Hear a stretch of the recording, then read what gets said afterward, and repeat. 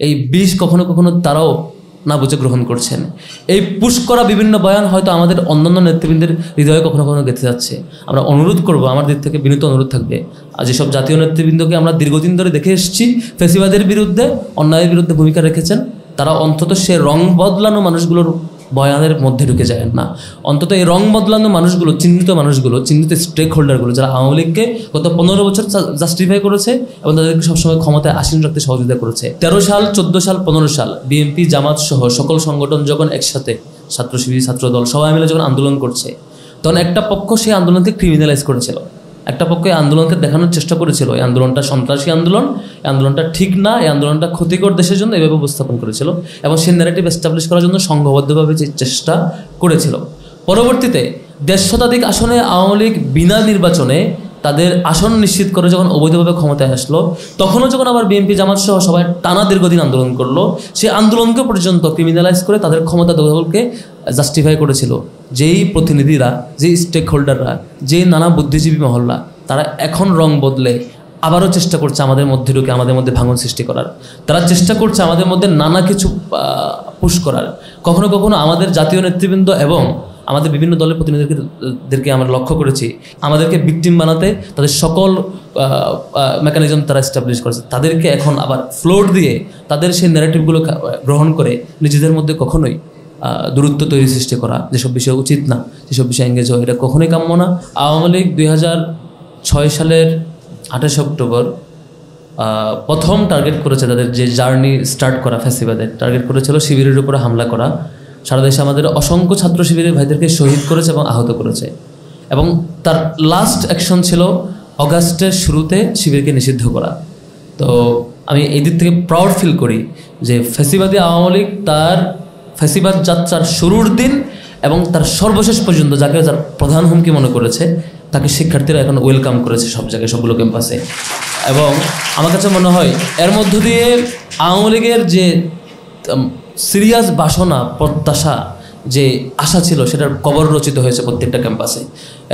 আওয়ামী লীগ যেভাবে চেয়েছে, যাকে শত্রু মনে করেছে, আওয়ামী লীগ যাকে হুমকি মনে করেছে, সে একদম প্রথম দিন থেকে 28 অক্টোবর 2006 থেকে এবং জুলাই আগস্টের নিষিদ্ধ যে প্রজ্ঞাপন, আর সেই ছাত্র সংগঠনকেই এখন আমরা সকল ট্যাবু ভেঙে, সকল মিথ্যা অপপ্রচার শিক্ষার্থীরা ছুঁড়ে ফেলে দিয়ে এখন সত্যটাই জানতে পেরেছে। সেদিক থেকে শিক্ষার্থীদের প্রতি আমরা কৃতজ্ঞ। আপনারা জানেন আজকে ডাকসুর পক্ষ থেকে অনেকগুলো আয়োজন হচ্ছে, 2টো হলে ফার্স্ট এইড ক্যাম্পেইন হচ্ছে, আজকে ফার্স্ট এইড ট্রেনিং হচ্ছে 2টা হলে। তারপর টিএসসি অডিটোরিয়ামে সকালবেলায় ব্রেস্ট ক্যান্সার অ্যাওয়ারনেস শীর্ষক ট্রেনিং প্রোগ্রাম হয়েছে, যেখানে পুরো টিএসসি হল রুম ভর্তি নারী শিক্ষার্থীরা ছিল এবং তাদের জন্য চিকিৎসা বাবদ বিভিন্ন অফার ঘোষণা এবং তার টেস্ট সহ বিভিন্ন ফ্রি টেস্টের বিভিন্ন ঘোষণা দেওয়া হয়েছে শিক্ষার্থীদের জন্য। এবার নানা কাজ চলছে আমাদের জন্য দোয়া চাই।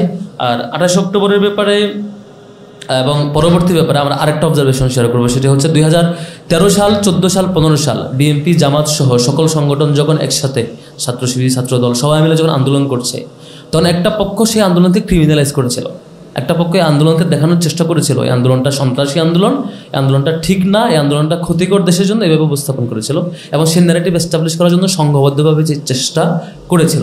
পরবর্তীতে 1.5 শতাধিক আসনে আওয়ামী লীগ বিনা নির্বাচনে তাদের আসন নিশ্চিত করে যখন অবৈধভাবে ক্ষমতায় আসলো, তখনও যখন আবার বিএনপি, জামাত সহ সবাই টানা দীর্ঘদিন আন্দোলন করলো, সেই আন্দোলনকে পর্যন্ত ক্রিমিনালাইজ করে তাদের ক্ষমতা দখলকে জাস্টিফাই করেছিল যেই প্রতিনিধিরা, যেই স্টেক হোল্ডাররা, যেই নানা বুদ্ধিজীবী মহল্লা, তারা এখন রং বদলে আবারও চেষ্টা করছে আমাদের মধ্যে ঢুকে আমাদের মধ্যে ভাঙন সৃষ্টি করার।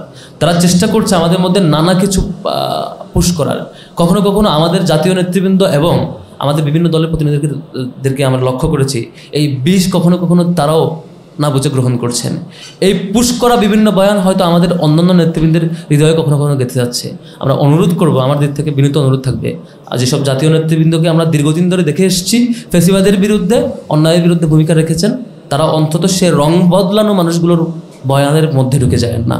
অন্তত এই রং বদলানো মানুষগুলো, চিহ্নিত স্টেক হোল্ডারগুলো, যারা আওয়ামী লীগকে গত 15 বছর জাস্টিফাই করেছে এবং তাদেরকে সবসময় ক্ষমতায় আসীন রাখতে সহযোগিতা করেছে, আর আমাদেরকে ভিকটিম বানাতে তাদের সকল মেকানিজম তারা এস্টাবলিশ করেছে, তাদেরকে এখন আবার ফ্লোর দিয়ে তাদের সেই ন্যারেটিভগুলো গ্রহণ করে নিজেদের মধ্যে কখনোই দূরত্ব তৈরি সৃষ্টি করা, যেসব বিষয় উচিত না, যেসব বিষয় এঙ্গেজ হয়, এটা কখনোই কাম্য না।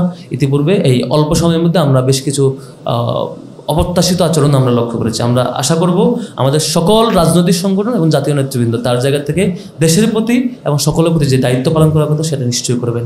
এই লগি বইটার এই লাশতন্ত্র এবং আওয়ামী ফ্যাসিবাদের যে আলোচনা আজকে হচ্ছে সেখান থেকে এই শিক্ষা আমাদের থাকুক। আমি আজকে আলোচক এবং যারা উপস্থিত হয়েছেন সবার প্রতি আবারও শ্রদ্ধা এবং সম্মান এবং শুভেচ্ছা জানাচ্ছি।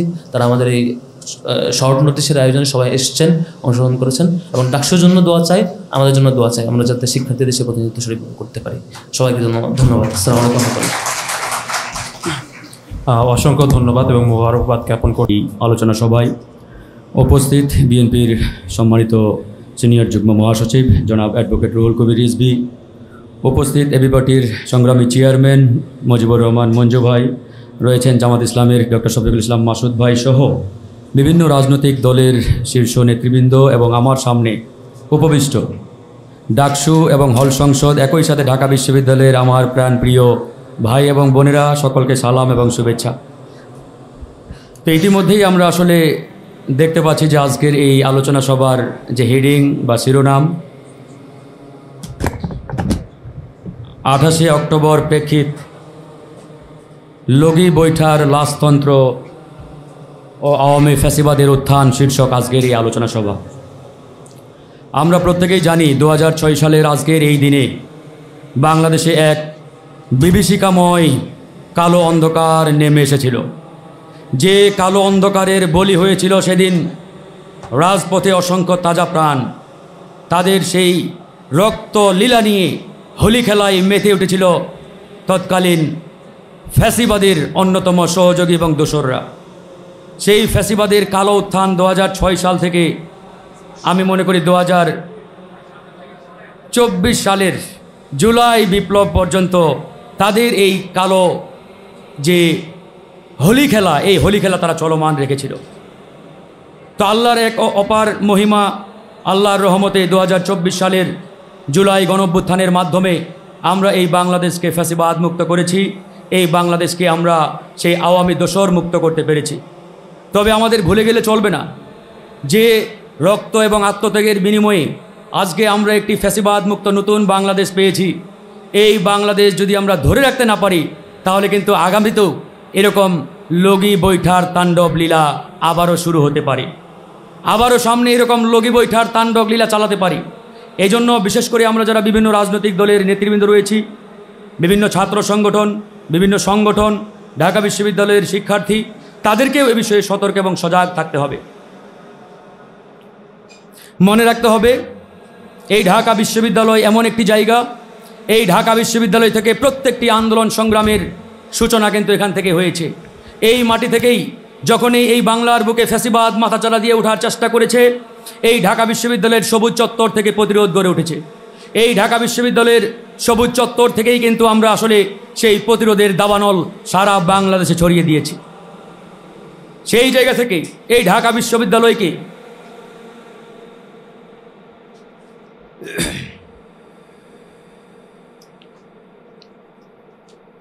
সেই প্রতিরোধের যে অগ্নিস্ফুলিঙ্গ, সেই অগ্নিস্ফুলিঙ্গ আমাদের ধরে রাখতে হবে। প্রিয় বন্ধুগণ, আমি একটি কথা বারবার বলার চেষ্টা করি এবং বলি, এই বাংলাদেশের তিন দিকে আমাদের চিরশত্রু ভারত। এই ভারতের কালো থাবা থেকে এই বাংলাদেশকে মুক্ত রাখার অন্যতম একটি মাধ্যম হচ্ছে আমাদের রাজনৈতিক ঐক্যবদ্ধতা। এই ঢাকা বিশ্ববিদ্যালয় একই সাথে যারা আমরা আজকে জাতীয় রাজনীতি করছি, জাতীয় নেতৃবৃন্দ এখানে রয়েছেন, আমাদের মধ্যে যদি সেই ঐক্যবদ্ধতা, ওই বন্ডিং না থাকে, বন্ধন না থাকে, তাহলে কিন্তু আমরা এই ভারতীয় কালো থাবা থেকে এই বাংলাদেশকে আমরা মুক্ত রাখতে পারবো না। আমরা অসংখ্যবার জীবন দিয়েছি, 1971 সালে জীবন দিলাম, কিন্তু কার্যতপক্ষে 71 পরবর্তী সময়ে জনগণের বাংলাদেশ বিনির্মাণ করতে পারি নাই। তার ওই ফলশ্রুতিতে 1990 সালে এসে আরেকটি রক্তক্ষয়ী লড়াই সংগ্রাম করতে হলো, অসংখ্য মানুষকে জীবনের তাজা রক্ত রাজপথে ঢেলে দিতে হলো। প্রত্যেকেরই প্রত্যাশা ছিল, আমাদের বিশ্বাস ছিল, জনগণের বিশ্বাস ছিল যে এই 90 পরবর্তী সময়ে আমরা একটি জনগণের বাংলাদেশ পাব। কিন্তু অত্যন্ত দুঃখের বিষয়, আফসোস, 90-এর পরে জনগণের বাংলাদেশ আমরা উপহার দিতে পারি নাই। যদি 1990-এর গণঅভ্যুত্থানের পরে জনগণের বাংলাদেশ বিনির্মাণ করতে পারতাম, তাহলে আজকে 2024 সালে এই 1500 ছাত্র জনতাকে রাজপথে জীবন দিতে হতো না। এই কথাগুলো আমাদের মনে রাখতে হবে, হৃদয়ে গাঁথতে হবে, মননে মস্তিষ্কে প্রত্যেকটি জায়গায় আমাদের প্রতিনিয়ত তসবির মতো জপতে হবে, ইতিহাসকে আমাদের মনে রাখতে হবে। আজকে 2024 সালে এই যে 1400-1500 ছাত্র জনতা রাজপথে জীবন দিলেন, রক্ত ঝরালেন, যাদের আত্মত্যাগের বিনিময়ে আজকে এরকম একটি উর্বর বাংলাদেশ আমরা পেয়েছি। যদি এই উর্বর বাংলাদেশকে জনগণের বাংলাদেশে রূপান্তরিত করতে না পারি, ভাই আজকে এই ঢাকা বিশ্ববিদ্যালয়ের মুজাফফর আহমেদ চৌধুরীর অডিটোরিয়াম থেকে আপনারা লিখে রাখতে পারেন, খুব সন্নিকটে আবারও আমাদের রাজপথে নামতে হবে, রক্ত ঝরাতে হবে। আমরা আসলে বারবার রাজপথে রক্ত ঝরাতে চাই না। অনেক জীবন দিয়েছি, অনেক মানুষ তাদের আত্মত্যাগ রক্ত রাজপথে ঝরিয়েছেন, যাদের বিনিময়ে আজকের এই বাংলাদেশ আমরা পেয়েছি। তাই আগামীর এক নতুন বাংলাদেশ বিনির্মাণে প্রত্যেকটি রাজনৈতিক দল সংগঠন একই সাথে ঢাকা বিশ্ববিদ্যালয়ের প্রত্যেকটি শিক্ষার্থীকে সতর্ক সজাগ থেকে আমাদের এই বাংলাদেশ বিনির্মাণের যে নবযাত্রা, এই নবযাত্রাকে এগিয়ে নিতে হবে। আমি আজকে অবাক হয়ে গণমাধ্যমে মাঝে মাঝে দেখি, সোশ্যাল মিডিয়ায় দেখি, জুলাই বিপ্লবকে নিয়েও তুচ্ছ তাচ্ছিল্য করা হয়, কটাক্ষ করা হয়। একটা কথা মনে রাখবেন, এই জুলাই বিপ্লব একক কোনো ব্যক্তি, প্রতিষ্ঠান কিংবা সংগঠনের নেতৃত্বে হয় নাই। এই জুলাই বিপ্লব ছিল আমাদের প্রত্যেকটি রাজনৈতিক দল সংগঠন এবং এদেশের আপামর মেহনতি জনতার সম্মিলিত প্রতিবাদের একটি বহিঃপ্রকাশ। আমরা সবাই সম্মিলিতভাবে আন্দোলন করে এই বাংলাদেশ থেকে দীর্ঘ 15-16 বছরের ফ্যাসিবাদকে উৎখাত করেছি। এই জুলাই বিপ্লব, জুলাই গণঅভ্যুত্থান, যেটাই বলেন না কেন, এটা আমাদের সবার,